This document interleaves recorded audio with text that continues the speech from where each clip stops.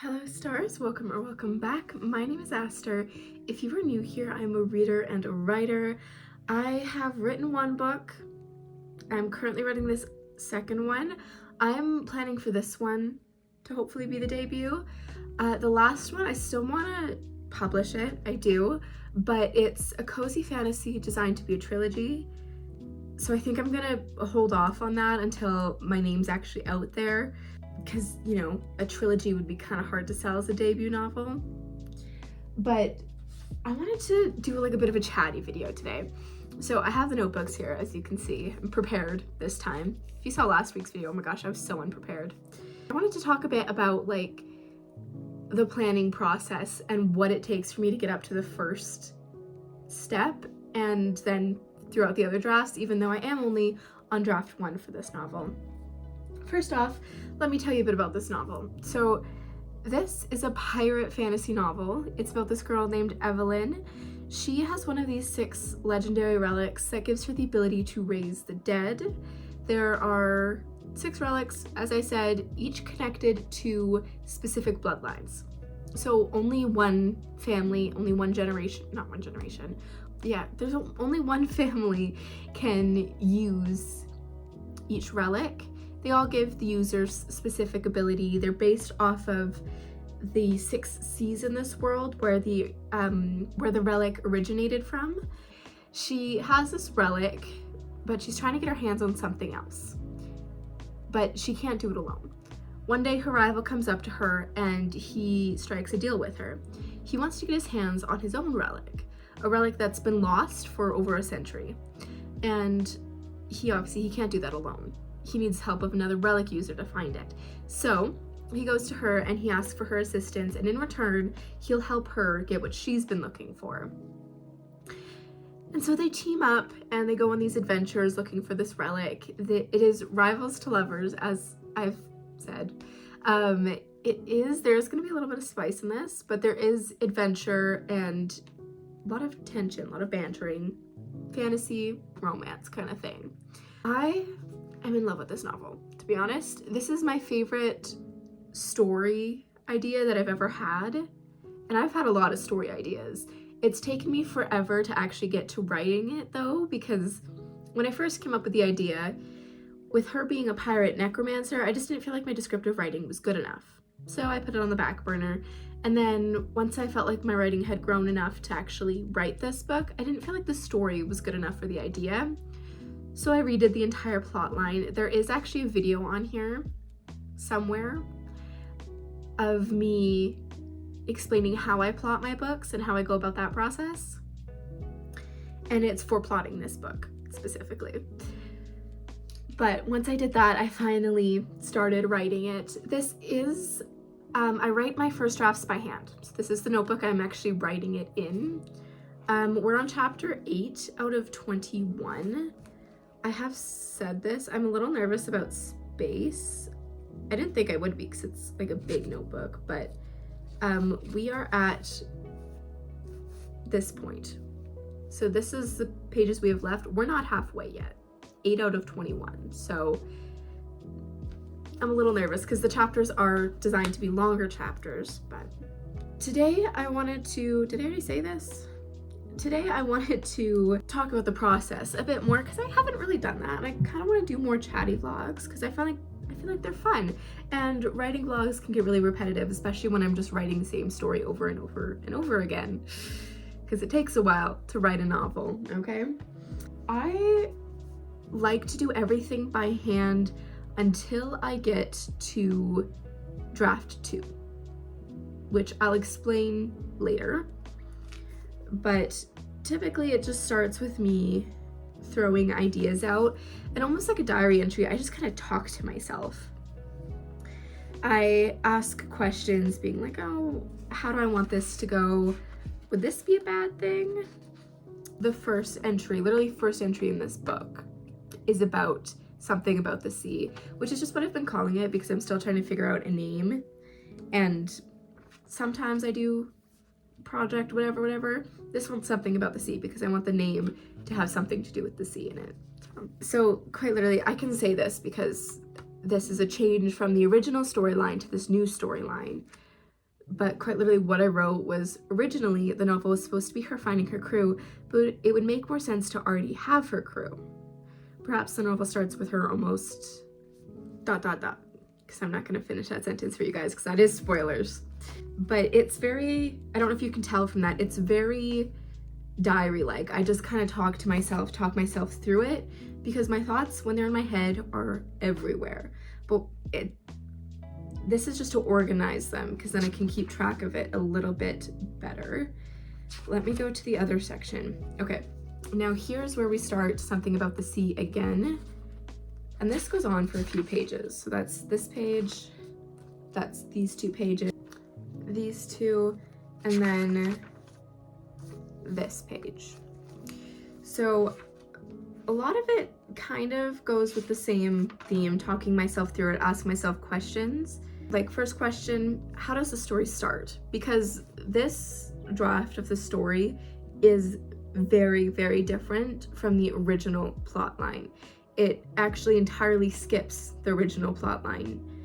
The original was her finding her crew throughout the novel, and then this scene where we start would have been the end of that, was the plan. But I cut that entire thing out because I'm like, it's not really interesting. Not for this kind of novel. How does the story start, then what, how does it end? Get kind of the main 2 parts in, and then I fill in the rest through more questions. Keep in mind, this is also after having the idea originally years ago.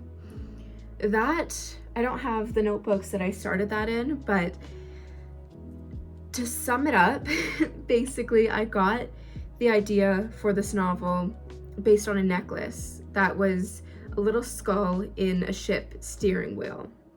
And I'm like, I love this, I'm obsessed with this, and I wanted it to be important, so I wrote it into my novel. I wrote a novel based on it. That's typically what I do when I find things I like. I make a novel on them. And so the only thing I thought of with that was pirates, you know. But why not just the steering wheel? Why is there a skull in there too? I know the skull and bones, but why couldn't the necklace just be skull and bones? Why would it be a steering wheel plus the skull? And so I'm like, oh, necromancer, the dead. That fits really well because, you know, skull and bones, the Jolly Roger. And then I built Evelyn's character, and then I'm like, she needs her crew. So based off of the main roles, we have the navigator and vice captain, we have the sniper, we have the swordsman and the carpenter, we have the chef, we have the doctor, and then we have Evelyn, the captain. So 6 of them in total, plus the rival and the rival's right hand. Those are the main characters that I built right away, that I got sorted out, plus her father, because her father is actually pretty important. I mean, it's a relic based down through bloodlines, so it was his bloodline that she got it from. But I built that, and then, you know, I'm a big One Piece fan, hence the One Piece blanket on my chair. So I think that's where the original story had come from, was finding the crew and kind of that happy-go-lucky feeling of One Piece. This isn't happy-go-lucky. This is like, I literally have a note on my board that I made last week. Go check that video out. But a reminder, I like to have reminders for my stories, just something important that encases the whole story that I need to remember. This one, the reminder is, it's a fight for survival. In the actual story, you don't really realize that, but you see her backstory a bit in the prologue, and then it's explained a bit more throughout the actual story. But she starts as a slave.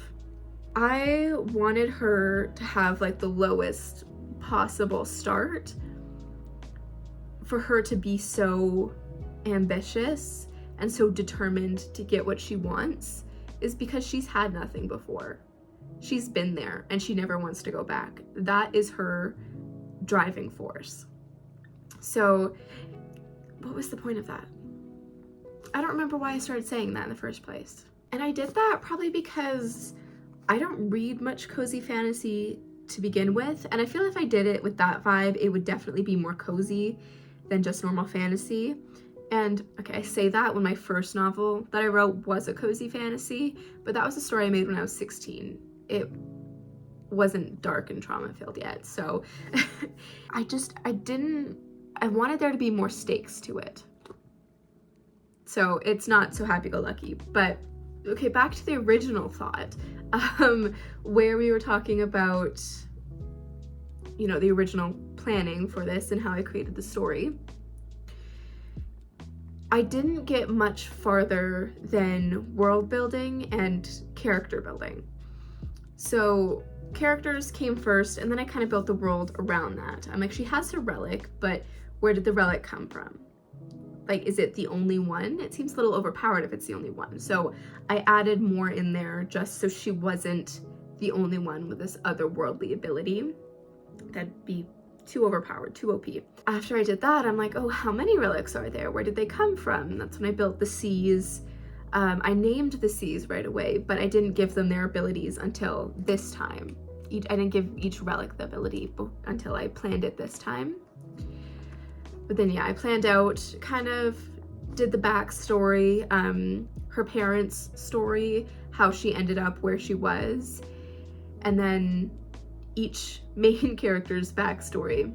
So Jasper, my male main character, and then everyone in the crew. What happened in their past to get them to where they were at the beginning of the novel, or to get them to the point where they were willing to join Evelyn, my female main character, on her journey. Came back years later, which was like probably last year, and I redid it. I kept the characters and the world building the same, but the plot of the story changed. And so then I started doing all this, and since I already had the characters and the world building mapped out, this was actually pretty easy. Well, it was difficult because I couldn't get out of my own head, but once I caught on to one thing that I liked, it kind of all spiraled together. A lot of the time I get like ideas, quotes for certain scenes just pop in my head when I'm thinking of the scene. So I'll write the quote down so that I remember it when I'm actually writing the scene. And then we get onto the actual world building once generally the plot is kind of figured out, the main questions are asked. But here I relisted the seas and then gave them their powers, because before this they didn't have powers. More questions, and then general story, like the general whole novel plot points. And then this is down here, a scene.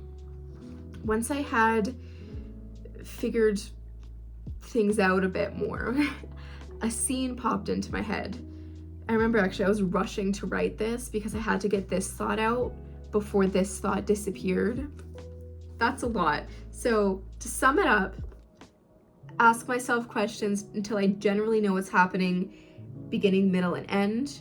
Then figure out specifics with world building that's important. Ask some more questions, break down the middle section until I have many different things that happen in there to really lengthen, put substance in the story. I did switch over to this notebook after that. I don't do much in this notebook other than actually writing the draft. But we started off with a little blurb about the story. If you want to see this, I just posted it in one of my shorts. And then general plot points for the whole story, and then chapter plot points. I break down every chapter into certain things I want to happen. I'm not like, this happens and this happens and this happens. I'm just like, make sure this person meets this person, make sure this person does this, and make sure whatever they're doing they fail at or they succeed at, whatever it is. I already know that the chapter breakdown is wrong now because I added another chapter in here, and I plan to add 1 or 2 more because I want more in Jasper's point of view. Currently in all of this, I only have 1 in Jasper's point of view, and he's the male main character. I feel like we should be seeing more of his point of view. And then I start right off with draft 1. This is the prologue. So this is about 3 months before the actual contents of the novel, but it gets into Victoria's the main character for my cozy fantasy. It gets more into Evelyn's backstory.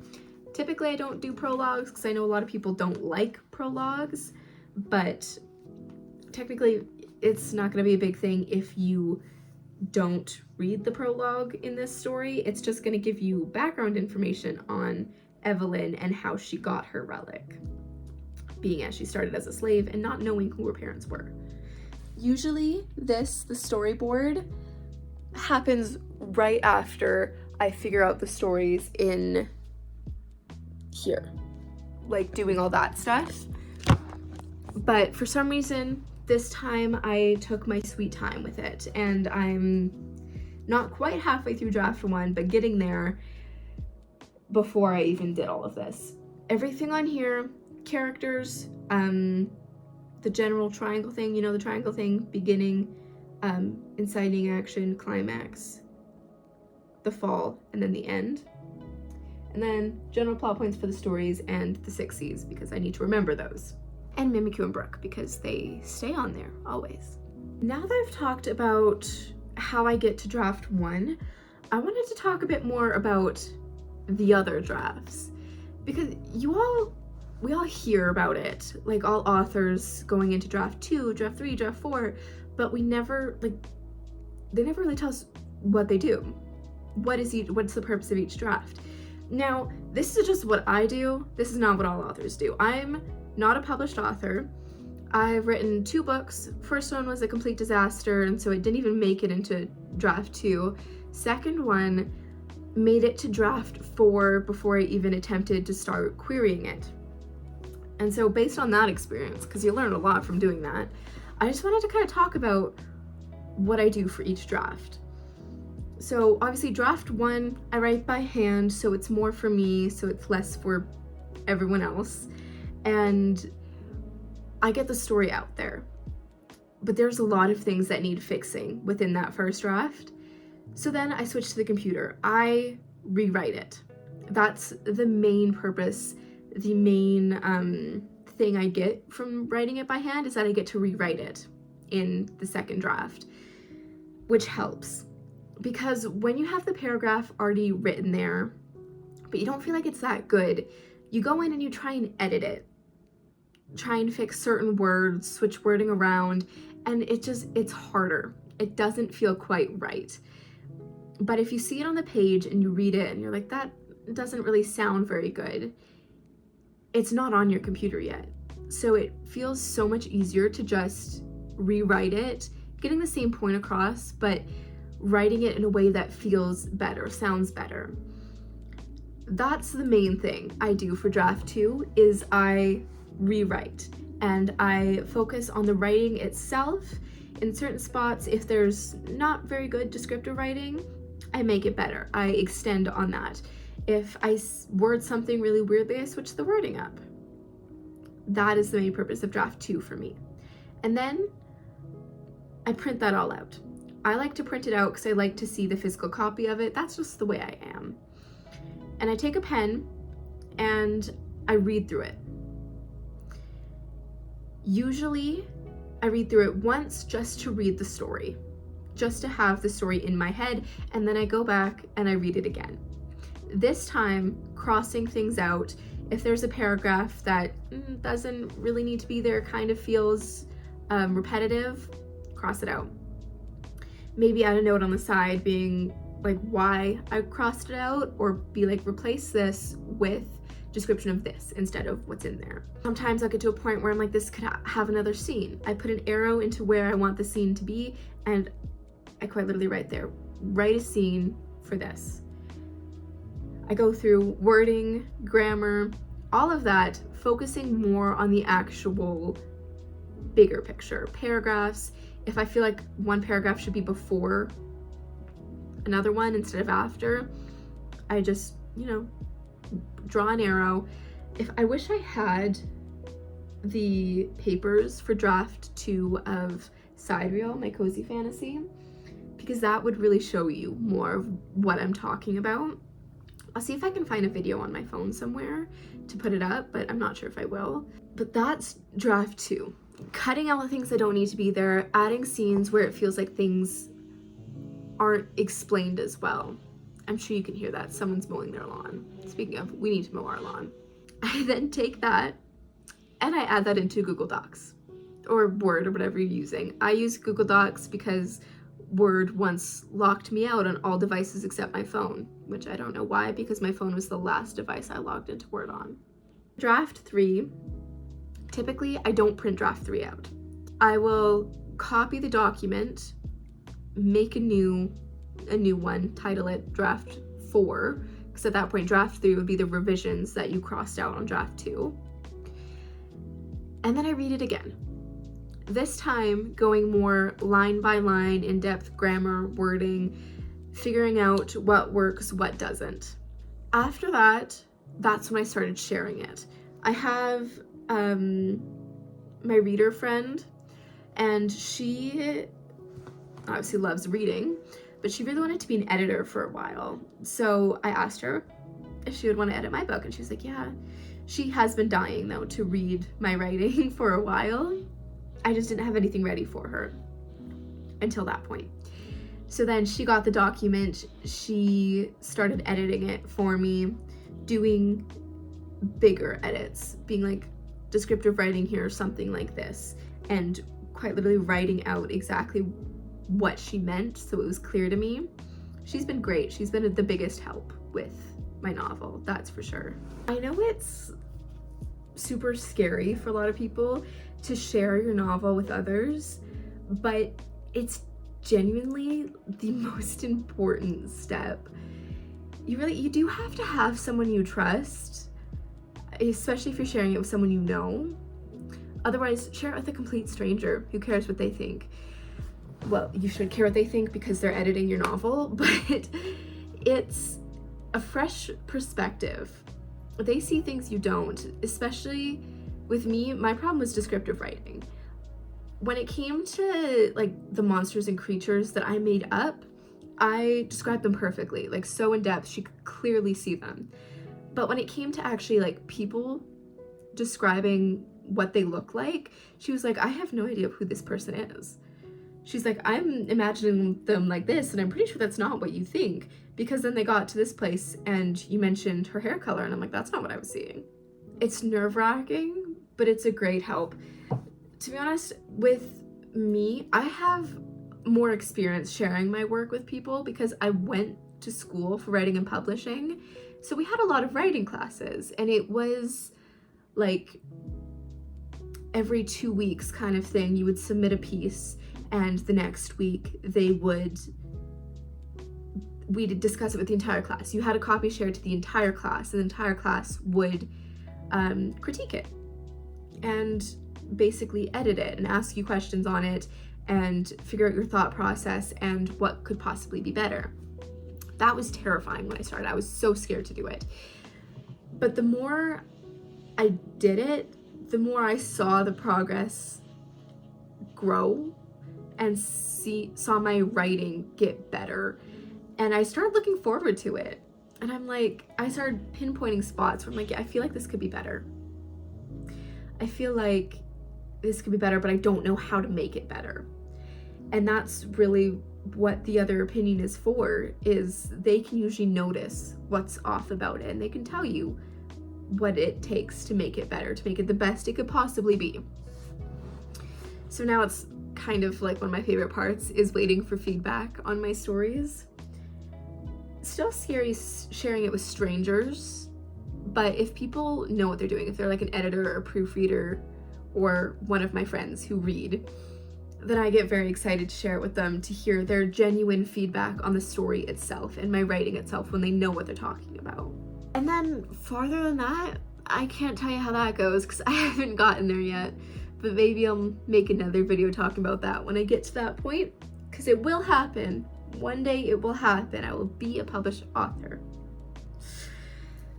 But for now, that's all I have to share. So this will be the end of this video. I hope you stars enjoyed, and I will see you all next week. Bye bye.